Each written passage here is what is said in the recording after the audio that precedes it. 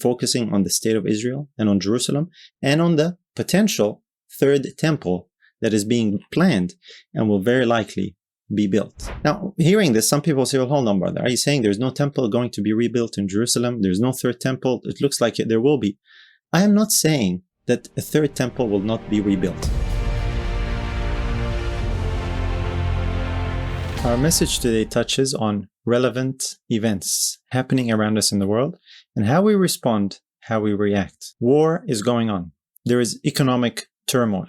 There is doom and gloom predicted for the year ahead. There is uncertainty. There is all kinds of expectations that things could go really bad. How do we look? Where are we looking? What is really going on? It's important at the outset of any new venture, whether it be a new year, whether it be a new day, or whether it be a new chapter in life, to take a good look and examine where are we looking. And in light of all these things that are happening around us in the world, I want to start our discussion today with a question. And the question is, which temple? This is the start of our study. Which temple? In particular, which temple are you focusing on? By the end of the study, you will be able to understand why it is important to ask this question and what it means for you today. Now, as we bring it all together at the end, you will see some very relevant, very important biblical truths that are foundational in the New Testament that many Christians today have either forgotten or have completely ignored. And therefore, there is a great distraction and a deception that is sweeping away many. It's important to understand what that means and find out how we can avoid that deception. Which temple are you focusing on? The answer to this question will actually determine your actions, your behavior, and therefore your experience. That's a given. There is no escaping. Which temple you look at and you are occupied with will immediately tell us what kind of actions, behavior, and experience you are likely to have, because the two are linked.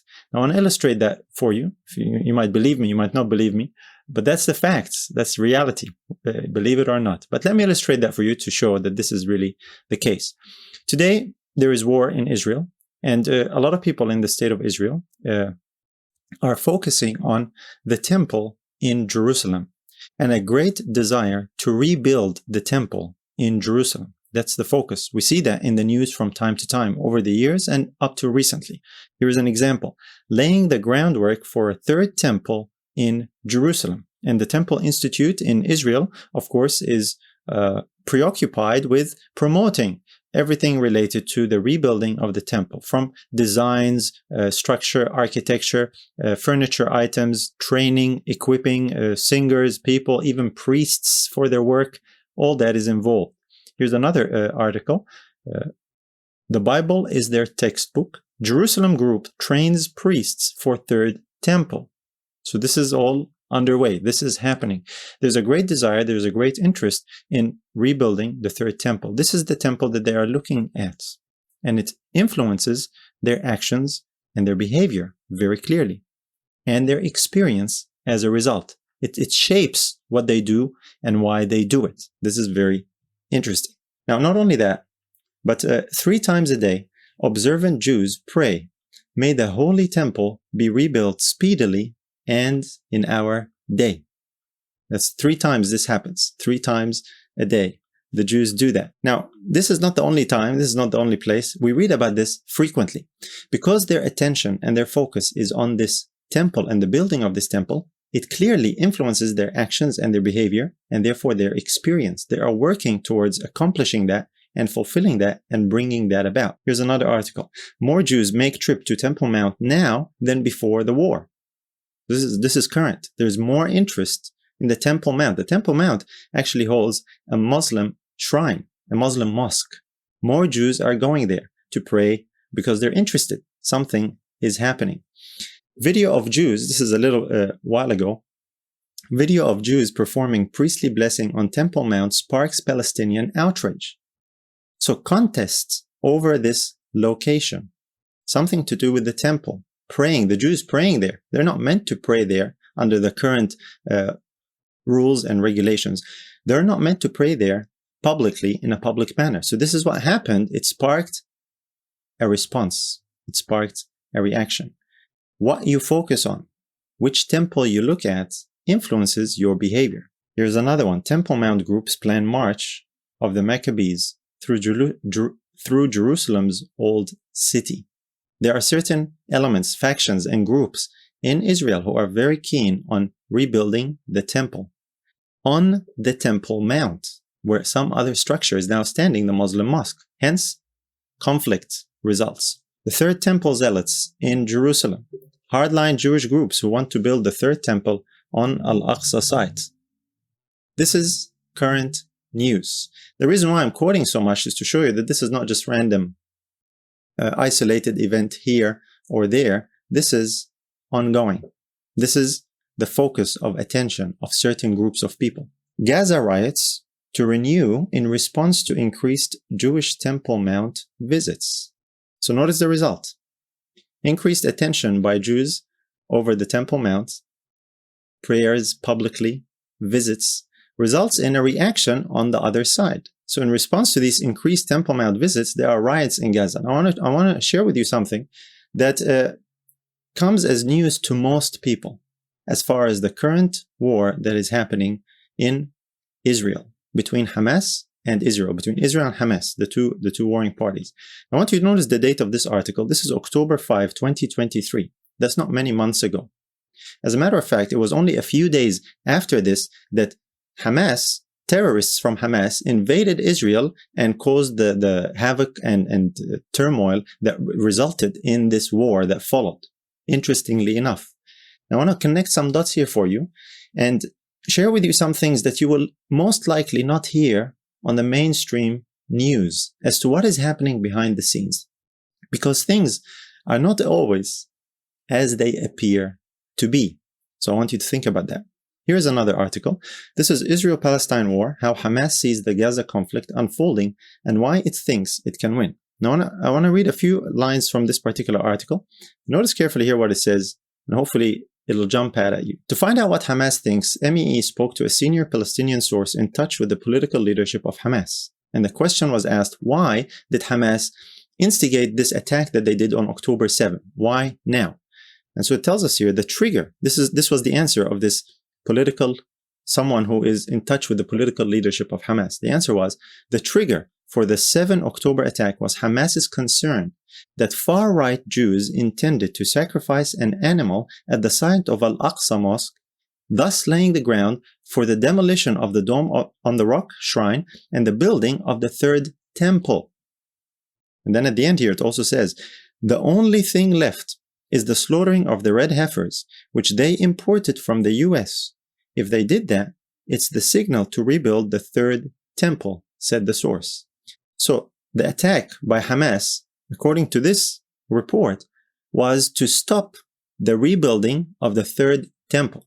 Now I want to make something very clear. There are people who have indicated that it doesn't seem feasible that Hamas attacked Israel without the Israeli intelligence or army knowing. Maybe, and so they've suggested maybe Israel put them up to this. Maybe Israel anticipated or expected this and wanted it to happen for whatever reason. There are all kinds of scenarios.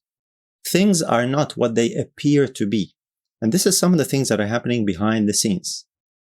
It's very possible. It's very likely that agitation over the rebuilding of the Third Temple in Jerusalem was what caused this war, depending on which side is interested in accomplishing it. And we will see as we go along why this is very relevant, especially what might happen in the very near future as a result. So it's very obvious then that which temple you look at influences your actions, your behavior, and your conduct, and your reaction. Now, before we go to our Bible verses, I want us to notice that this also impacts believers. This also impacts Christians. We're not just talking about Jews. We're not just talking about Muslims. We're not just talking about Israel and the state of Israel, certain factions, and certain factions there. We're not just talking about Hamas or Gaza or Palestinians or Muslims and Arabs. Christians, believers, also look to a particular temple. Which temple should we look at? Which temple are you occupied with? Many Christians look for a temple to be rebuilt in Jerusalem, and they're very interested in what is happening there. And this shapes their actions, their loyalties, and their expectations. Even in spiritual things, it shapes their experience. This is why we're asking, what temple are you looking at? Now, we already covered some of these aspects in previous studies, which you can check out if you like, but we want to cover it today from a different angle to build a more cohesive and wholesome picture. This is why we're asking, what temple are you looking at? Many believers, many Christians feel that there will be a third temple built in Jerusalem, and that this is a response, or this is a fulfillment of prophecy. There is an expectation that that temple will be built, and that Satan or the Antichrist will sit in that temple, and so they want to encourage that to bring on the end time events that they anticipate to finish things up. This is a sentiment that exists to a large degree even among Christians, and it is sought to be justified by certain passages in the Bible. One such popular passage is in 2 Thessalonians 2 and verse 4. Now let's get into the scriptures and see what the Bible tells us and why this matters for us in light of what is happening currently in the world. In 2 Thessalonians we're told, speaking of this man of sin, who opposeth and exalteth himself above all that is called God, or that is worshipped, so that he as God sitteth in the temple of God, showing himself that he is God. And here is the reasoning that follows. Clearly here, the temple of God is in Jerusalem. It is not currently erected. It has been destroyed. So for this to happen, for this man of sin to sit in the temple of God, this is associated with the Antichrist or Satan. For this to happen, the third temple must be rebuilt in Jerusalem, where this will take place, and he will sit in the temple of God, showing himself that he is God. Now, before getting into the details of the man of sin and the identity of who that is, I want to focus on this question of who is Paul, or what is Paul referring to when he talks about the temple of God when he writes to the Thessalonians? What is the temple of God according to Paul, his teaching, and according to the New Testament? Now, this is very clear. I don't want to take too much time in it, but here are a few verses just by way of illustration to answer this question. 2 Corinthians 6:16. And what agreement hath the temple of God with idols? For ye are the temple of the living God. As God hath said, I will dwell in them and walk in them, and I will be their God, and they shall be my people. The temple of God is not a building. Okay, it has agreement or disagreement. The temple of God, he says here very clearly, you are the temple of the living God. Now, this is not the only place. Elsewhere we're told, 1 Corinthians 3:16 and 17 also says, know ye not that ye are the temple of God, and that the Spirit of God dwelleth in you? If any man defile the temple of God, him shall God destroy. For the temple of God is holy, which temple ye are. God's temple is holy because God dwells in that temple. That temple is people. It is made up of people, believers. They are the temple of God. The Spirit of God, the very presence of God, dwells in his people. And it's in that place where the enemy wants to set up a counterfeit to replace God in the temple of his people. This is what Paul is referring to in Thessalonians. So he's not referring to a building. He's not referring to a structure made of brick and stone and mortar. He is referring to the body of believers. In other words, the enemy, Satan, wants to use whatever means to infiltrate the church and sit in the place of God and deceive people. And this was working in his time, as he tells us a little later in that chapter, that the mystery of iniquity is working already. The Apostle John refers to that power as the Antichrist power. In prophecy, it's referred to as the little horn. And Bible students over the centuries have identified that as the papal system. The papal system has infiltrated the Christian church and sat and took the place of God. But I want to focus the point here a little clearer. We're not talking here about a structure or a building in any particular city. It's very clear here. This is Paul, who wrote Corinthians. He's the same author of Thessalonians. This is his understanding. in the New Testament of who the temple of God is. This is fundamental to understand the deception that is taking place. The focus is not on a physical building or a structure. It is on people. It's not a man-made structure. Satan brings in doctrines of devils through his agents and brings them into the church. A chief agent that he uses is the Antichrist power and any one that resembles that, because John also tells us there are many Antichrists. The result of these satanic doctrines is that Satan takes the place of God in people's minds, in people's hearts, in people's understanding as a result of false doctrine and false teaching. That is why Paul warns Timothy in the last days that there will be a departure and doctrines of devils will infiltrate the church. I want to give you a very clear example of this that illustrates it adequately, but this is not the only example.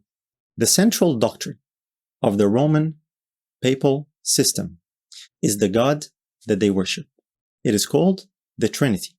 Now, this is according to them, not according to me. They say this is the central mystery of the Catholic faith, is the doctrine of the Trinity, or the mystery of the Trinity. Now, this is not the Bible teaching on who God is. This teaching has come in, has infiltrated the church, and sits in people's minds and hearts in the place where God should be. And the result is confusion in worship. Now, I'm not saying this to make a condemnation of people. Many people are deceived. Our work is to share the truth so that people are undeceived. But this simply is an identifying, a point to identify that Satan is successful, using his agents in coming into the temple of God and sitting in the temple of God within the church, and confusion in worship is the result. This is what Paul was warning about, and this was starting to take place in his time, in his day. The Apostle John talks about antichrists in his day, and this will grow and will culminate in the last days. Their focus was not on another temple being built in Jerusalem where some physical person or entity will come in and sit. That's not the focus of the New Testament. This was made clear, of course, by Jesus himself. Jesus made it clear that the earthly temple in Jerusalem was soon to finish. Its purpose would be accomplished and a transition would take place. Jesus cleansed the temple when he was here on earth twice. Here's one account of when he cleansed the temple in Matthew 21, verses 12 and 13. And Jesus went into the temple of God and cast out all them that sold and bought in the temple, and overthrew the tables of the money changers and the seats of them that sold doves, and said unto them, It is written, My house shall be called the house of prayer, but ye have made it a den of thieves. Very clearly here, the temple of God is referring to the structure, the building where Jesus entered and threw out these money changers. And he referred to it saying, quoting the Old Testament, My house shall be called the house of prayer.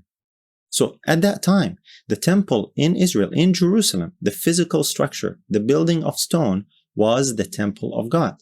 Jesus said, My house is a house of prayer. And he was quoting, of course, from the Old Testament. That's why it says here, it is written, God's house. But notice the transition that takes place as time went on, because something was about to change. And Jesus indicated that very clearly. At the close of Christ's ministry, Luke 13:35, towards the close of the ministry of Christ, here's what he says, Behold, your house is left unto you desolate. And verily I say unto you, ye shall not see me until the time come when ye shall say, Blessed is he that cometh in the name of the Lord. And Jesus here was indicating that the temple and the meaning of the temple was transitioning and moving. It's no longer now his house. It's no longer the temple of God. It is now their house, and it is left to them desolate. What does desolate mean? Empty, and eventually destroyed. And the next thing that will happen, that will follow after this house being left desolate, is not that it will be rebuilt, it's not that it will be reoccupied, but that Jesus will appear a second time at his second coming. When it says here, You will not see me until the time come when ye shall say, Blessed is he that cometh in the name of the Lord. What does that mean? Christ's temple will no longer be an earthly temple or structure in Jerusalem. He's making that abundantly clear. Jerusalem was going to be destroyed as well as its temple. This was made very clear at the death of Christ when an angel supernaturally rent the veil within the temple from the top to the bottom. It was rent. Okay, it was part the innermost holiest of holy within the temple was open. God's presence was no longer in that temple. Why? Because the greater one and the focus on the greater one now was to what was to occupy people's attention, and we will see as we go along what that is about. Paul is in harmony with Jesus. It's very clear. Paul and Christ are in harmony over their understanding and teaching of what constitutes the temple in the New Testament. At one point, it was the temple structure in Jerusalem, but that point is gone.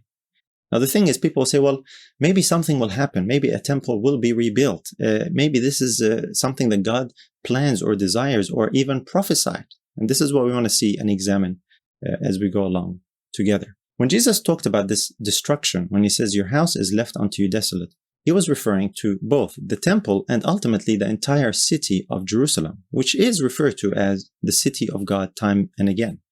And this verse is parallel with another one in Luke 21:24, where Jesus, speaking about the same thing in different words, says the following, and they shall fall by the edge of the sword, and shall be led away captive into all nations, and Jerusalem shall be trodden down of the Gentiles until the times of the Gentiles be fulfilled. So when Jesus says, your house is left unto you desolate, you're not going to see me again until I come in glory, and you say, blessed is he that comes in the name of the Lord. Now he says, Jerusalem will be trodden down, it will be destroyed, it will be trodden down of the Gentiles until the times of the Gentiles be fulfilled. What are these times of the Gentiles? Well, he just told us in the previous verse. The times of the Gentiles extend until the second coming of Christ. That's the end. And Jesus tells us that a few verses later. He gives some signs and he indicates that very clearly. But I want us to notice something here. Many people think that what will follow after the end of the times of the Gentiles is maybe the rebuilding of Jerusalem as a center for worship, for God. Of course, the rebuilding of Jerusalem with the hub of the temple being rebuilt there. Is this what Jesus is indicating? Is he even implying that the temple will be restored or will be rebuilt in Jerusalem? Is this what will accomplish the fulfilling of the times of the Gentiles? The answer is not at all. It's not the rebuilding of Jerusalem, and most certainly it's not the rebuilding of the temple. Like I said, he gives some signs in the verses following, and straight after that, in verse 27, he says, and then shall they see the Son of Man coming in a cloud with power and great glory. The event that follows the times of the Gentiles is the second coming of Jesus. This parallels the verse that we just read before in Matthew. That's why we're saying the times of the Gentiles extend to the coming of Christ. That's the end. That's the end. As far as we're concerned, there are certain events, of course, that follow the second coming of Christ. Revelation makes that very clear and talks about them. But that's the end. That's the end of the world, if you wish. That's the end of the age. This is the next event that follows. And so you have to ask the question, why then are so many people, so many believers in the Bible especially, focused on another temple in Jerusalem? You know, it's understandable for the Jews, the Jewish people, to want to rebuild a temple in Jerusalem. It's understandable that the Muslims are fighting back because they want to preserve that site where their mosque is standing in Jerusalem. That's their temple, if you wish, in essence. But what doesn't make sense is Christians also looking for a temple to be erected in Jerusalem, thinking that it fulfills biblical prophecy. According to the New Testament, it doesn't. Where we need to look is actually somewhere else. Jesus made it clear. Paul agreed with Jesus, but not only them. Notice also Stephen.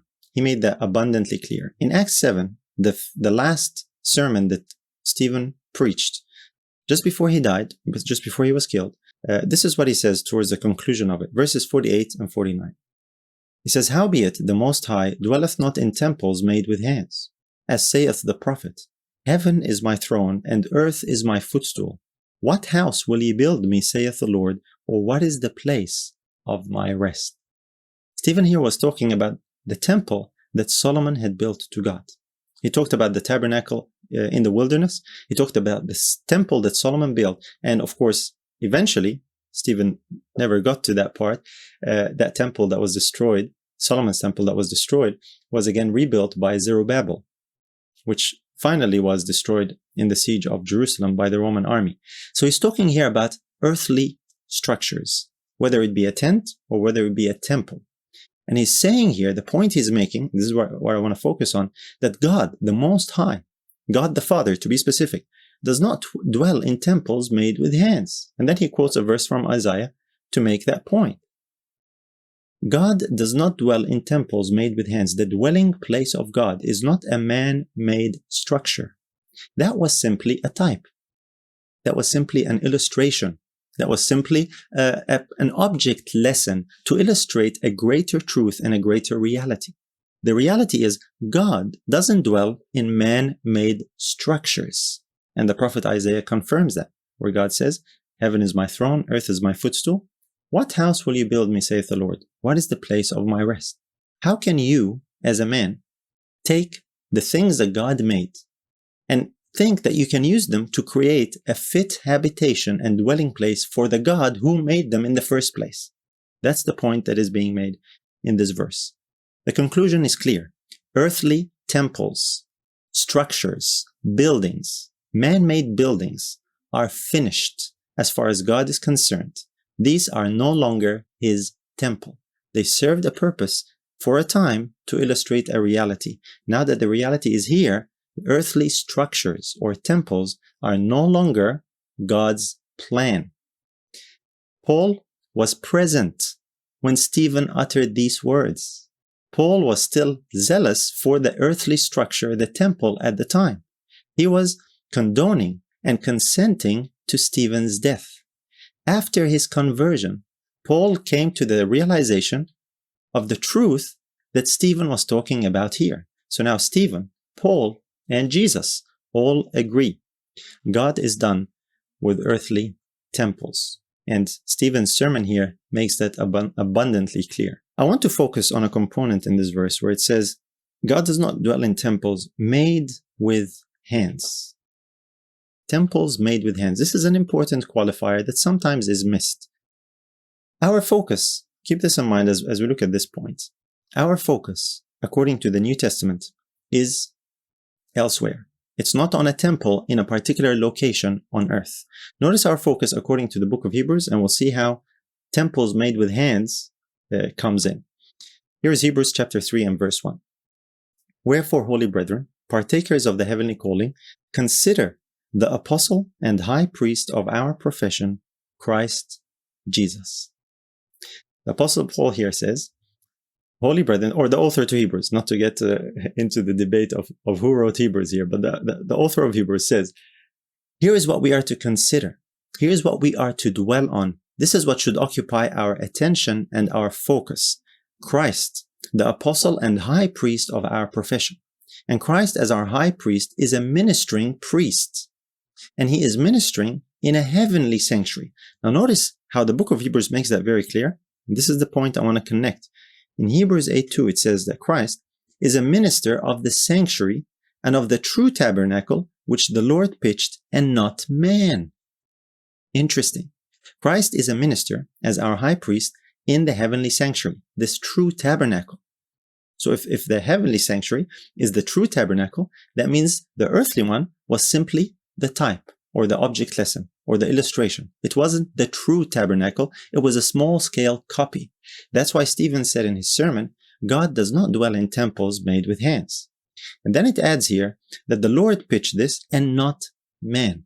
Why does it add this last verse, or the last phrase, not man? Because this is in harmony with what Stephen was saying. God does not dwell in temples made with hands or made with human hands or man-made. The temple in heaven is not a man-made structure. Thus, it is a fit habitation for God. He is the builder of it. God is the only one who can build a fit habitation for himself. This is the point here. And Christ, as our high priest, is ministering in such a tabernacle, that's the true tabernacle, one that was built by God and not man. And this is where our focus and where our attention should be. In like manner, as we saw in the verses earlier in Corinthians, when Paul talks about the believers as being the temple of God and God dwells in them, in like manner, the believers are not a man-made structure, or they don't come about as a result of man's doing, as we read. They are God's building. Notice 1 Corinthians 3:9. He says, "For we are laborers together with God. Ye are God's husbandry, ye are God's building." And when he says God's building here, it has a double meaning. It's not that you are a building that belongs to God, that is true, but you are also God's building in that you were built by God. To be a true tabernacle on earth, God's people, to be a true temple of God, indwelt by God's Spirit, this temple must be constructed and built by God himself and not by man, because God does not dwell in temples made by hands. I hope you're seeing the point here. This is a very important common denominator that helps us identify the true temple that God wants us to focus our attention on. He wants us to focus our attention on the temples that he built, not that man builds. Once you see that picture in the New Testament, you will be saved from a lot of the distractions that occur around us. Many distractions. Are you focusing on a temple that is built or that is going to be built by man? Or are you focusing on the temple that is built by God, the heavenly sanctuary where Christ is ministering as our high priest, and the earthly temple of flesh, God's people, the believers that he also brought about and established, and where Christ is the minister by his Spirit? Because keep in mind, Christ is ministering in the heavenly sanctuary above, and he is still by his Spirit the minister of the church or the temple on earth, his people, because he is the only high priest. There is no other high priest. There is no one else. He is the only one qualified to be the minister. And Christ does this twofold work in heaven and on earth to synchronize and bring harmony between them, thereby bringing us into God's presence, or as the scriptures that we read, bringing God's presence to inhabit us. And he is the one that accomplishes this work. This is the temple in the New Testament. The common denominator is that God is the builder, not man. The same understanding goes for the city of God. In the Old Testament, many times, Jerusalem is referred to as the city of God, the city where God put his name. And hence the focus and the attention on the temple in the city of God is understandable. In the New Testament, in the Old Testament. But a transition has happened in the New Testament. Notice how Paul brings that out in Galatians 4 and verse 26. He says, "But Jerusalem, which is above, is free, which is the mother of us all." In this passage, Paul was contrasting the earthly Jerusalem, which is in bondage with her children, that's the city of Jerusalem, which was still standing at the time, and the heavenly Jerusalem, which is above. And he says that heavenly Jerusalem, Jerusalem which is above, is free, and that is the mother of us all as believers. This is the city that concerns believers in the New Testament, the heavenly Jerusalem. Now, this is not some amazing new revelation that's unheard of. Even the patriarch Abraham understood this truth, that when God gave him a promise of the land of Canaan and inhabiting that land, that was simply an illustration of a greater reality. Here's Hebrews again, talking about this point in Hebrews 11 and verse 10. Speaking of Abraham, it says, "For he looked for a city which hath foundations, whose builder and maker is God." Here is the same denominator, is the same qualifier that we talked about earlier. The city that concerns believers, even Abraham, was not a city built by man or established by man. It is the city that has foundations, which is built by God. The builder and maker is God. That's the same qualifier for the temple, the true tabernacle, and the temple of flesh on earth. The builder is God, not man. So if you're a child of Abraham, you're a child of the promise, then you are to be focused on the same city. This is the focus in the whole book of Hebrews. The whole book of Hebrews is about where are you looking, which temple. Now, of course, that's the emphasis in all of the New Testament. We saw many verses from the New Testament, but Hebrews especially makes that abundantly clear. This city is above. And so for believers, the earthly city of Jerusalem today should not be our focus and our attention, and especially a focus on a temple being rebuilt in Jerusalem, supposedly the third temple there. Now I say supposedly is because the count, many people think that the count somehow is important or significant, but I want us to remember something. According to Stephen, in his sermon, all the structures that are man-built are categorized in the same group, in the same category, no matter how many there might be. If it's a tent in the wilderness, if it's Solomon's temple, if it's Zerubbabel's temple, if it's another temple that is built, these are not different temples. These all belong to the same category, to the same group, the group that is man-made and earthly. And it doesn't matter how many more there might be. Even if there is 10 more, okay? It still is in the same group, in the same category. You cannot escape that this is a man-made structure. The New Testament is concerned with something totally different. The structures that God builds, whether in heaven or on earth. This is where we are to focus. Here it is again, Hebrews 12, verse 22.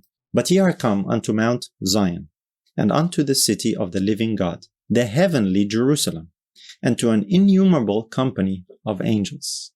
This is the focus of the believers. Mount Zion, the city of the living God, the heavenly Jerusalem, the one which is made by God. So it's important in light of this to ask the question, on what basis then should believers be occupied or focused on the earthly city of Jerusalem and consider that it is still God's city? According to Hebrews here is the city of the living God. It is the heavenly Jerusalem. That's where our attention should be, not on the earthly Jerusalem. If we're looking elsewhere from where we are supposed to be looking, then we are distracted. Beware of the distraction. So if the city is the heavenly city, then of course it follows that the temple is the heavenly temple. And Hebrews says that time and again. Here is Hebrews 9:11. But Christ being come, and high priest of good things to come, by a greater and more perfect tabernacle, not made with hands. That is to say, not of this building. Here is that point again. This qualifier that this greater tabernacle, the more perfect one, is not made with hands. Why is the apostle saying this? Because that's what the Old Testament predicted, that God's dwelling place, his true tabernacle, is not built by man. God's habitation is not a temple made with hands. That's what Stephen said. Paul heard that. Paul said it. Here's the book of Hebrews emphasizing it. Christ is ministering in such a temple, and this is why it's referred to in this way. There are 4 qualifying points in this passage, in this verse in particular, that tell us about this temple.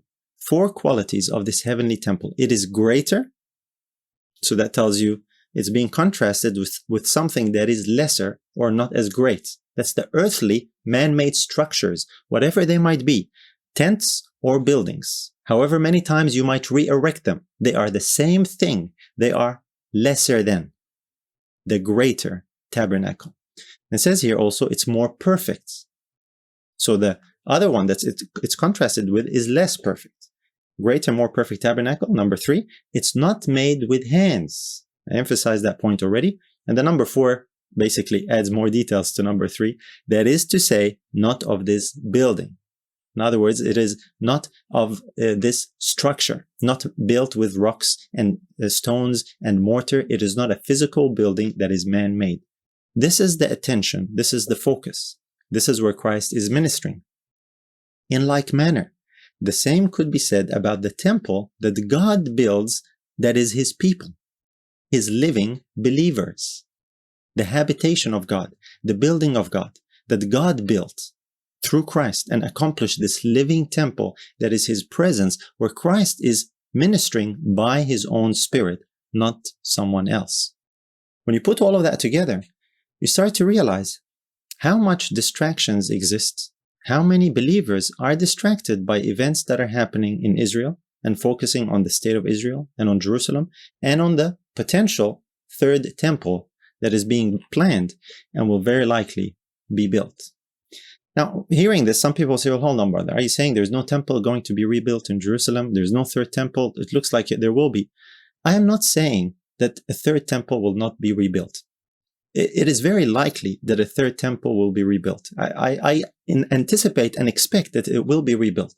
But I want to clarify something. It will not be rebuilt because God wants it to be done. God will have nothing to do with an earthly structure built in Jerusalem that is professed to be a temple or said to be a temple, because we've seen God has shifted and has moved. So that leaves it to only be a distraction. Jesus made it clear, the times of the Gentiles will continue until his second coming. He made it clear. He says, your house is left unto you desolate, and you will not see me until you see me coming in the second coming.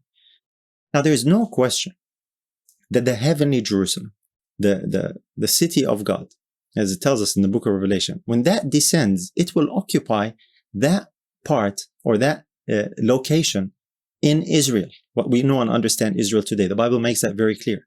But until such a time, our focus is on the heavenly, not on the earthly. So I understand that this will happen. After the millennium, the home of the believers, the New Jerusalem, will descend out of heaven and it will land in that spot. The Bible tells us the Mount Olives will cleave, and there will be a huge space and the city will land there. This is prophecy. But none of these prophecies have anything to do with a rebuilding of a third temple, a man-made structure in Jerusalem. The city God built, the temple in heaven or the tabernacle in heaven God built, the tabernacle of his people or the temple on earth of his people is also built by God. I want to put this all together as we close and say, what does this actually mean for us today? Hopefully you see the point, but I want to spell it out so that we'll make sure it's clear. How is your temple today? Hopefully you know what I'm talking about. This year, what will you do? What will this year look like for you? And not just this year, really any day. We talk about, a new start. A new start doesn't always happen at the beginning of a year. It's good to start at the beginning of a year and make commitments and resolutions. But a new start can happen any day. You can make a new start today. Any new segment or any new chapter in your life can be a point to start afresh. So I want to invite you, I want to call your attention to look and examine what is really occupying your vision. Now that we're looking at this in light of what the New Testament says, where are you looking? Now is a very good time to take a close look at where you are looking. Don't be distracted by the externals. Now, I want to tell you something here and also conclude with this, because looking at the externals, we're very interested and very preoccupied as what will happen next. Let me give you some very likely scenarios of what will happen and get that out of the way, right? So here's another news article. We're kind of close where we started. The Israelis set for new Jewish temple on Al-Aqsa site. This is what they're set on. And this is what very likely is going to happen. But like I made clear, this is not because God desires it. This is not because it will fulfill God's will. And it's not because God's presence will inhabit an earthly structure made by man anymore. Now, how is this going to happen? It is very likely, I'm going to present to you some likely scenarios here, that the war that is happening in the Middle East will spread. Don't be surprised if the war grows. Don't be surprised if more countries are involved in the war. Maybe the Muslim world and Israel and America will be involved in a massive war. Don't be surprised if that happens. Not only that, but don't be surprised if some stray missile ends up hitting Al-Aqsa Mosque and that location in Jerusalem. Don't be surprised by that at all, because there are rockets and missiles flying in the war. When a rocket hits somewhere, as we recently heard, a hospital was blown up and both sides blamed each other. They said, oh, it was their rocket. No, it was their rocket. And no one really knows for sure. But the end result, it was blown up. Don't be surprised if something similar happens. And what will result? Very likely, a rebuilding of the third temple. This is a very likely scenario. It could very well happen. But this is not where our focus and our attention should be. Let us focus on what really matters. This is why I'm asking the question again. In light of what we covered now, Where is your focus? Which temple are you really looking at? Are you looking at God's work and God's building in your life? Is that what's occupying your attention? Are you by faith seeking Christ to be formed within and accomplish a cleansing of this earthly temple of flesh? Are you allowing Christ to do that in you? Or are you preoccupied elsewhere? Are you keeping your eyes on the ministering high priest in the heavenly temple? This is what Hebrews tells us. Or are you looking elsewhere?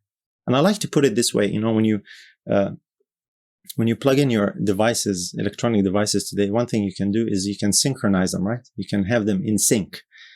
Is your earthly temple in sync with the heavenly temple and what is happening there? This is God's purpose. This is God's desire.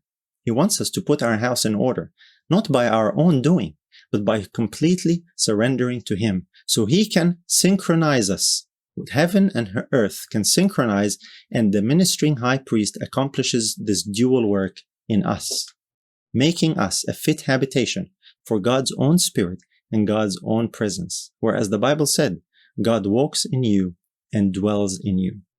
Is this where your focus and when your attention is? That's a commitment that you can make.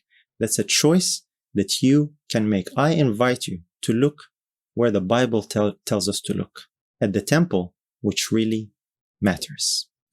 Let's close with a word of prayer. I pray you were blessed by this video. Be sure to subscribe to our channel, like, turn notifications on, and most importantly, share this video with others. May God the Father richly bless you in Jesus.